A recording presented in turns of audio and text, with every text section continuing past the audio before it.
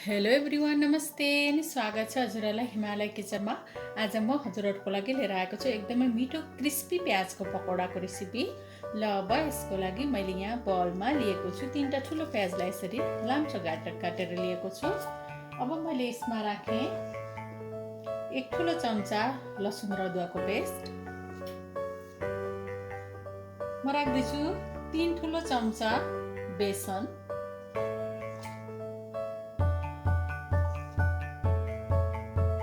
मैले राखेँ 2 ठुलो चम्चा चामलको पिठो। प्याजको पकौडालाई एकदम क्रिस्पी बनाउन चाहिँ हामीले चामलको पिठोलाई राख्नुपर्छ। मैले राखेँ केही धनियाको पत्ता।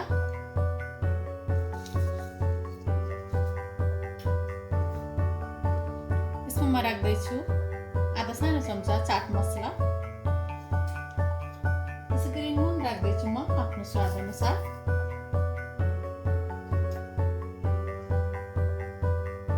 चम्चा जिरा र धनियाको पाउडर,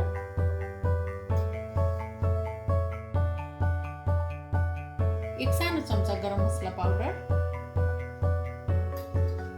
आधा सानो चम्चा बेसा, 1 सानो चम्चा काश्मिरी रातो खुर्सानीको धुलो। हजुरहरूले रातो धुलो खुर्सानी राख्न सक्नुहुन्छ एकदम पिरो बनाउनको लागि। र मैले यसमा राखेँ एउटा खुर्सानीलाई यसरी ठुलो पारेर काटेर राखेको छु। हजुरहरूले अलिकति धेरै राख्न सक्नुहुन्छ पिरो मन पराउनुहुन्छ भने। अब यसलाई राम्ररी मिक्स गर्नुपर्छ। यसलाई चाहिँ एकछिन यतिकै मिक्स गर्नुपर्छ।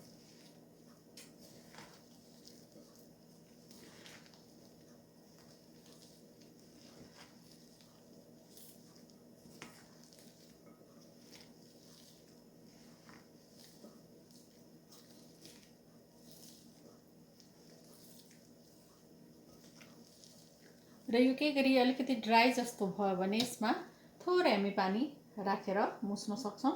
तर धेरै पानी चाहिँ यसमा राख्नु हुँदैन, किनभने यो मिक्स हुँदै गएपछि यसबाट अलिअलि पानी आफै पनि निस्किन्छ।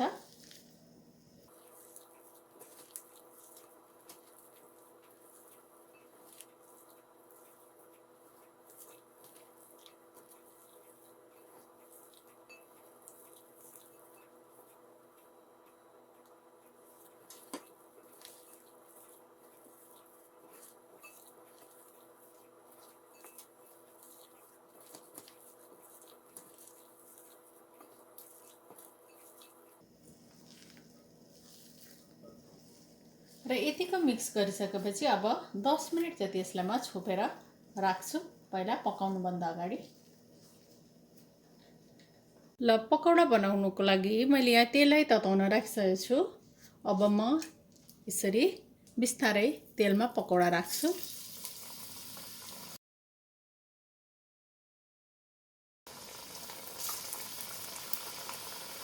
तेल चाहिँ एकदमै राम्ररी तातेको हुनुपर्छ पकौडा तार्दाखेरि।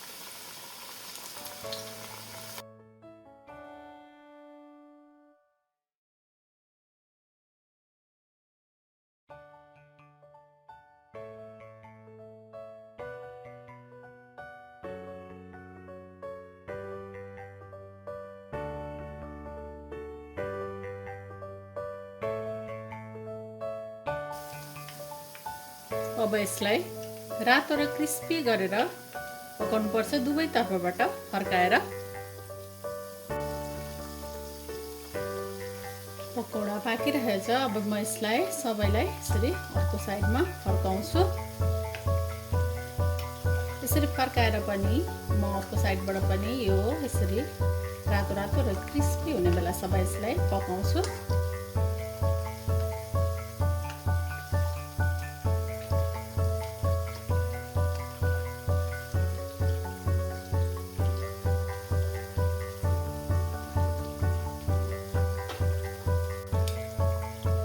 ल अब हाम्रो पकौडा दुवैतिरबाट पाकिसकेछ।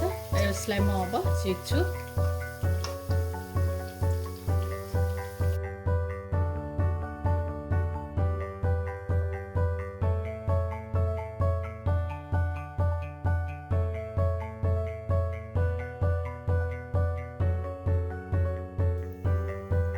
यसै गरी म सबै बाँकी रहेको पकौडाहरू पनि बनाउँछु।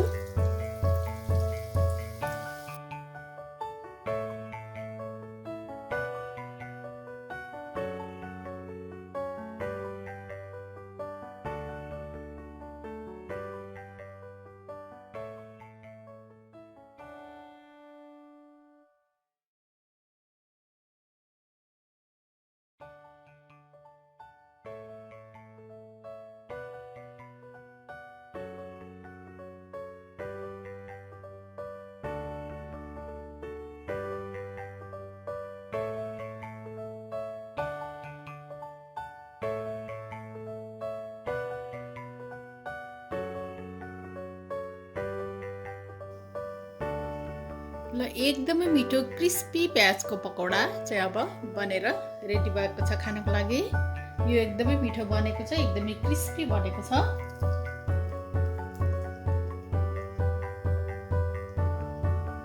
हजुरहरू पनि यसै गरी प्याजको पकौडा बनाएर अवश्य पनि ट्राई गर्नु होला, इन्जोय गर्नु होला। एकदमै मिठो हुन्छ यसरी बनाउँदा। हस् त यो मिठो पकौडाको रेसिपी हजुरहरूलाई राम्रो लाग्यो भने हाम्रो भिडियोलाई लाइक, कमेन्ट, सेयर गरिदिनु होला।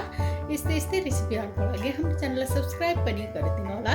सब्सक्राइब गरिसकेपछि नजिक रहेको नोटिफिकेसन बेललाई पनि अवश्य पनि क्लिक गरिदिनु होला। फेरि पनि यस्तै मिठो परिकारको रेसिपी लिएर आउने नै छु।